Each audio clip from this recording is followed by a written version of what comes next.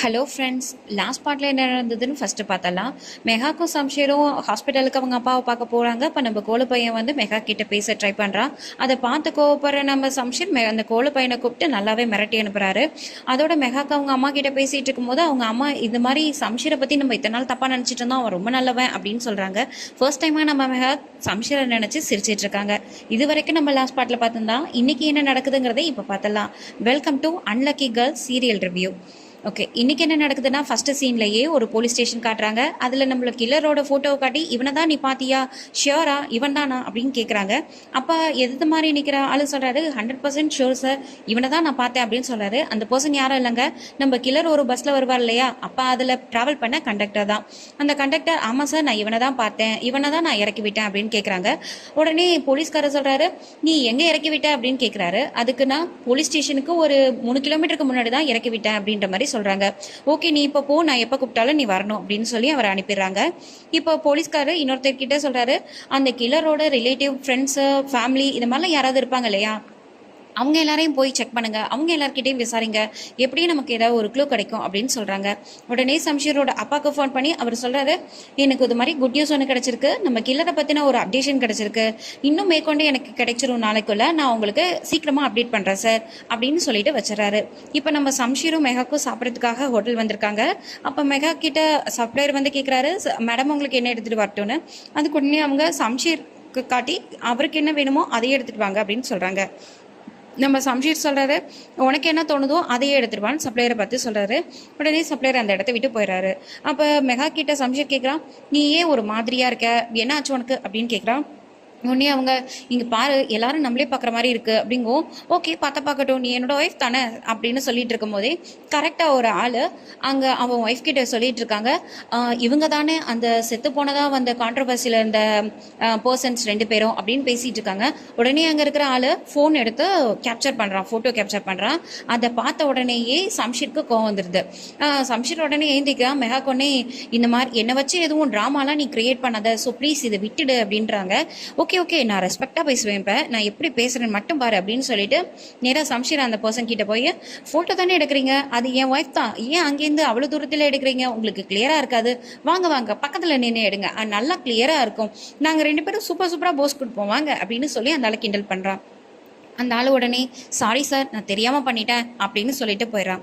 உடனே சிரிச்சுக்கிட்டே நம்ம சம்ஷீர் உட்காந்துட்டு மெகா கிட்ட கேட்குறான், நான் எவ்வளோ டீசெண்டாக பேசினா பார்த்தியா, எவ்வளோ ரெஸ்பெக்ட்ஃபுல்லாக பேசினா பார்த்தியா, நான் நல்லா பேசினேனா அப்படின்னு கேட்குறான். உடனே மெகாக்கு வந்து, நீ ஏன் இப்படி எல்லாரும் முன்னாடி என்னை அசிங்கப்படுத்துகிற அப்படின்னு கேட்குறாங்க. இதை கேட்டோடனே நம்ம சம்ஷீருக்கு கோவம் வந்துடுது. உடனே கையெல்லாம் முறுக்கி ஏதோ பண்ணி கீழே ஸ்பூன்லாம் போட்டுட்டு நேராக எழுந்து போயிடுறாரு. வெளியில் வேகமாக காரை எடுத்துகிட்டு போயிடுறாரு.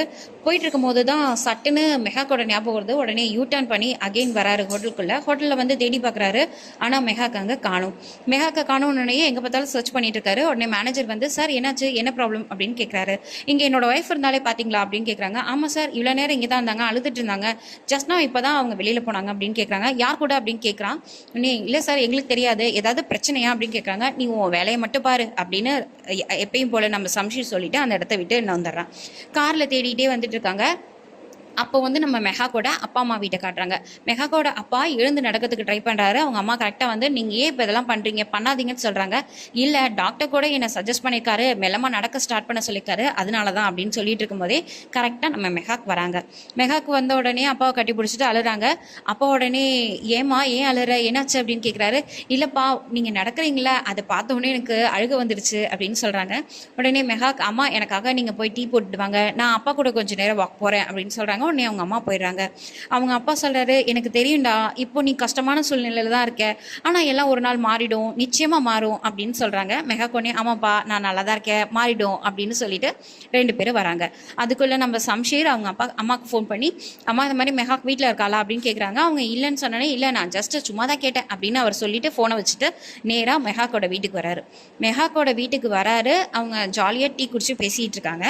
அதுக்கு முன்னாடி என்ன நடக்குதுன்னா, அந்த கோல பையன் இருக்கலாம், அவன் கரெக்டாக மெகாக் வீட்டை விட்டு வெளியில் வரான். நீ என்ன பண்ணுறீங்க அப்படின்னு சம்ஷீர் வந்து அந்த கோல பையன் கிட்ட கேட்குறான். அதுக்கு உடனே இது என் அங்கிளோட வீடு, நான் எப்போ வேணாலும் வருவேன், எப்போ வேணாலும் போவேன், அதை கேட்க நீ யாருன்னு அவன் திமுறா இவனுக்கு பதில் சொல்கிறான். உடனே நீ மறந்துட்டேன்னு நினைக்கிறேன், நான் சம்ஷீர் உன்னை இதே வீட்டிலேருந்தே தூக்கிட்டு போனேன் ஞாபகம் இருக்குல்ல அப்படின்னு கேட்குறான். அதுக்கு நம்ம கோல பையன் நீயும் என்ன மறந்துட்டேன்னு நினைக்கிறேன், நானும் உன்னை சுட்டிருக்கேன் ஞாபகம் இருக்கட்டும் அப்படின்னு அவன் திமுறா சொல்கிறான்.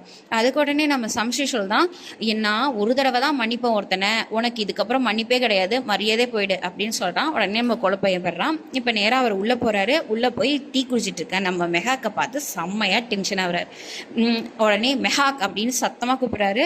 நம்ம மெஹாக் திரும்பி பார்த்துட்டு சம்ஷீர் அப்பாவுக்கு உடம்பு சரியில்லை, இன்னும் அவர் சரியா இல்லை, ப்ளீஸ் எதுவும் பண்ணிடாத அப்படின்னு சொல்கிறாங்க. அதுக்குள்ளே அவங்க மெஹாக்கோட அம்மா வந்து டீ சாப்பிட்றீங்களா, வாங்க உட்காருங்க அப்படின்னு சொல்கிறாங்க. ஆனால் அது எதையுமே காதில் வாங்காமல் இவன் கத்த ஆரம்பிக்கிறான். என்னை கேட்காம நீ எப்படி இங்கே வந்த அப்படின்னு கேட்குறான். சம்ஷீர் ப்ளீஸ் அப்படின்னு அவள் சொல்கிறான். ஆனாலும் என் பெர்மிஷன் இல்லாமல் நீ ஏன் வந்த அப்படின்னு சொல்லிட்டு கையை பிடிச்சி தரன்னு இழுத்துட்டு போய் காரில் ஏற்றிடுறான். நேராக வீட்டுக்கு போகிறாங்க. தரன்னு இழுத்துட்டு வந்து விடுறான். விட்டுட்டு உன்னை யார் அங்கே போக சொன்னது அப்படின்னு கேட்குறான். அது எங்கள் அப்பா வீடு, நான் போனேன் அப்படின்னு கேட்குறாங்க. நீ ஏன் போன அப்படின்னு கேட்குறாங்க. நான் ஏன் போகக்கூடாதுன்னு கேட்குறா மெஹாக்கு. உடனே சம்ஷீர் சொல்கிறான், என்னோட பெர்மிஷன் இல்லாமல் உன்னை யார் போக சொன்னது அப்படின்னு கேட்கும்போது மெஹாக் சொல்கிறான், நீ எல்லார் முன்னாடியும் என்னை அசிங்கப்படுத்துவ, அவமானப்படுத்துவ, அப்போ நான் வந்து எப்படி அங்கேயே இருக்க முடியும், அதனால தான் நான் போனேன் அப்படின்னு சொல்கிறேன். இதுக்கு உடனே நம்ம சம்ஷீர் சொல்கிறான், நான் சொல்கிற இடத்த தான் நீ செய்யணும், நான் சொல்லாததை நீ செய்யக்கூடாதுன்னு சொல்கிறான். உடனே மெஹாக் வந்து, இப்போ நான் செஞ்சதுனால என்ன பிரச்சனை, நான் அப்படி தான் பண்ணுவேன், என்ன பண்ணுவேன் அப்படிங்கும், என்கிட்ட இதை மாதிரிலாம் நீ கத்தக்கூடாதுன்னு அவன் கத்துறான். உடனே நான் கத்துவேன், அப்படி தான் திரும்ப திரும்ப பேசுவேன், என்ன அடிப்பியா, அடிச்சுக்கோ, பரவாயில்ல, இதோடு என்னை கொன்னுடு போதும் அப்படின்னு சொல்கிறாங்க. உன்னால் நான் எவ்வளவோ பட்டுட்டேன், இதுக்கு மேலே என்னால் முடியாது, இதுவே எனக்கு போதும் அப்படின்னு சொல்லி நம்ம மெஹாக்கு ரொம்ப பஸ்ட் அவுட் ஆகி கத்த ஆரம்பிக்கிறாங்க. உடனே சம்ஷீர் சொல்கிறான், உன்னோட லைஃபை இப்போ என்னோடதாக ஆயிடுச்சு, இனிமேல் நான் உன்னை எதுவும் செய்ய மாட்டேன், உன் குடும்பத்தையே கொன்னுடுவேன் அப்படின்னு சொல்லிட்டு போயிடுறான். அதை கேட்டுட்டு நம்ம மெஹாக்கு ரொம்பவே கஷ்டப்பட்டு அழுதுட்டு இருக்காங்க. அடுத்து என்ன நடக்குதுன்னா, நம்ம கில்லரை போலீஸ்காரங்க பிடிச்சிட்டாங்க. அவங்க உடனே அவனை அடிச்சுட்டு சொல்கிறாங்க, நீ எத்தனை நாளைக்கு சம்ஷீரோட அப்பா கிட்டேருந்து தப்பிச்சிருக்கலான்னு முடிவு பண்ணிட்டு இருக்க, இந்த ஒன்று நாங்கள் பிடிச்சிட்டோம்ல அப்படின்னு சொல்லிட்டு இருக்காங்க. நெக்ஸ்ட்டு நம்ம மெஹாக்கோட சிஸ்டரை காட்டுறாங்க. அவங்க வந்து ஸ்கூலோ காலேஜோ ஏதோ ஒன்று படிக்கிறாங்க, அங்கே போகிறாங்க. அப்போ அவங்களோட ஃப்ரெண்ட்ஸ் எல்லாருமா சேர்ந்து அவங்கள மார்க் பண்ணுறாங்க. என்னன்னா, உன்னோட சிஸ்டரோட வீடியோ தான் பார்த்துட்ருக்கோம், வாவ் எவ்வளோ பெரிய ரெஸ்டாரண்ட், அதில் அவங்க ஹேண்ட்ஸமாக ஒருத்தனோட உட்காந்து சாப்பிட்டுட்டு இருக்காங்க, ஓகே சொல்லு, நீ இதே மாதிரி பணக்காரான பையனாக பார்த்து பிடிக்க போறியா அப்படின்னு கேட்குறாங்க. அதுக்கு உடனே இன்னொரு ஃப்ரெண்டு சொல்றாங்க, ஹே அவ ஏண்டி போக போறா, அதான் மெஹாக் இருக்கால, மெஹாக் இவளுக்கு பணக்கார பையனா பார்த்து கல்யாணம் பண்ணி வச்சிருவான் அப்படின்னு சொல்லி கிண்டல் பண்ணிட்டு இருக்காங்க. அடுத்து அவங்க ஸ்கூல் முடிச்சு வெளியில வராங்க. நம்ம கோல பையன் ஒரு பைக் வச்சுட்டு நின்றுட்டு இருக்காரு. அது கொஞ்சம் ஓட்ட பைக் மாதிரி இருக்கு. அதை பார்த்துட்டு ஃப்ரெண்ட்ஸ் எல்லாரும், நீ இன்னும் எத்தனை நாளைக்கு தான் இந்த பைக்ல போற, நீயும் கார்ல போலாம்ல, அதான் மெஹாக் இருக்கால அப்படின்னு சொல்றாங்க.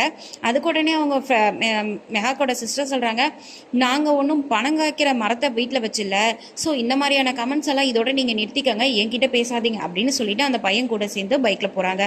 போயிட்டு இருக்கும் போதே நீ எதுக்கு வந்த, அதுவும் இந்த பைக்கை தூக்கிட்டு எதுக்கு வந்த அப்படின்னு கேட்குறாங்க. அதுக்கொன்னே அவர் சொல்கிறாரு, என்கிட்ட பைக் தானே இருக்குது, என்கிட்ட என்ன காராக இருக்குது, உங்கள் அப்பாவுக்கு உடம்பு சரியில்லை, அதனால எங்கள் அப்பா உன்னை வந்து பிக்கப் பண்ணிக்க சொன்னார், அதனால தான் நான் வந்தேன் அப்படின்னு சொல்கிறாரு. அதுக்கு இவங்க சொல்கிறாங்க, இல்லை நீ ஒன்றும் வர வேணாம், நான் வந்து ஆட்டோலேயே வந்திருப்பேன்ல, நீ ஏன் வந்த அப்படின்னு சொல்லி தீட்டிக்கிட்டே வந்துட்டு இருக்காங்க. மெஹாக்கை பாரு, மெஹாக் எவ்வளோ நல்லா இருக்கா அப்படின்னு சொல்கிறாங்க. அதுக்கொன்னே நம்ம கோல பையன் சொல்கிறான், மெஹாக் அந்த வீட்டில் இருக்காலே தவிர சந்தோஷமா இல்லை, நீ அடுத்தவங்க பேச்சை கேட்டு இந்த மாதிரிலாம் பேசாத அப்படின்னு சொல்லிட்டு வந்துட்டு இருக்கும் போதே வண்டி வந்து மக்கர் பண்ணுது, பாதியிலே நின்றுடுது.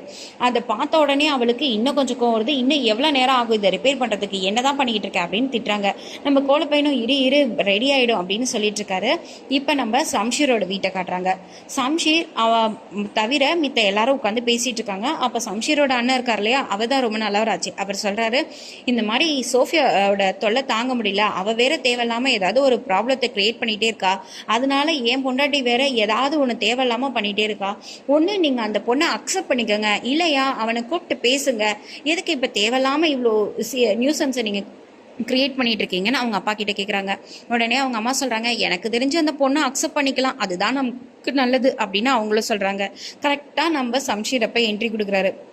வீட்டில் எல்லாரும் உட்காந்து பேசிகிட்டு இருக்கீங்க என்ன முக்கியமான விஷயமா அப்படின்னு கேட்குறாங்க. உடனே அவங்க அண்ணன் சொல்கிறாரு, வீட்டில் எல்லாரும் உட்காந்து பேசிகிட்டு இருக்காங்கன்னா வேற யாரை பற்றி, உன்னை பற்றி தான், உட்காரு அப்படின்னு சொல்கிறாரு. நம்ம சம்ஷீரும் உட்காராரு.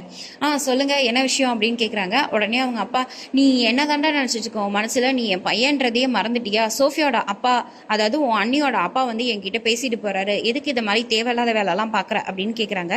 உடனே அவர் சொல்கிறாரு, அவர் வந்து பேசினான்னா சோஃபியா விஷயத்துக்காக பேசியிருப்பாரு, எங்கள் விஷயத்துக்காக ஒன்றும் பேசலையே. மெஹாக்கு என்னோட ஒய்ஃபு, அவளை ஏன் முன்னாடியே இன்சல்ட் பண்ணுற மாதிரி யார் பேசினாலும் அவங்க மெகா கிட்ட மன்னிப்பு கேட்டு தான் ஆகணும். அதனால தான் நான் சோஃபியாவையும் கூப்பிட்டு அப்படி பேசினேன் அப்படின்னு அவங்க அப்பாவையே அவர் பேசுகிறாரு. அவங்க அம்மா என்னடா இவங்க ஆரம்பிச்சிட்டாங்களேன்ற மாதிரி பார்த்துக்கிட்டு உட்காந்துருக்காங்க. உடனே அவர் சொல்கிறாரு, அவன் என்னோட மச்சான், நீ அவனோட பொண்ணுக்கிட்ட போய் ஏன் அப்படி நடந்துக்கிட்ட அப்படின்னு சொல்கிறாங்க. அதுக்கு அவர், மெஹாக்கு என்னோட ஒய்ஃப், என் ஒய்ஃப் கிட்ட யார் அப்படி நடந்துக்கிட்டாலும் நான் இப்படி தான் நடந்துக்குவேன், என்னாலலாம் என்னை மாற்றிக்க முடியாது அப்படின்னு சொல்கிறாரு. அதை சொல்லிவிட்டு அதோட அவர் ஏஞ்சி போயிடறாரு. இப்போ நம்ம சம்ஷீரோட அப்பா இருக்கார் இல்லையா, இவன் சுத்த பைத்தியமாகவே மாறிட்டான், அந்த பொண்ணால் பைத்தியமாகவே மாறிட்டான்னு இவர் பைத்தியமாகவே மாறிட்டாருங்க.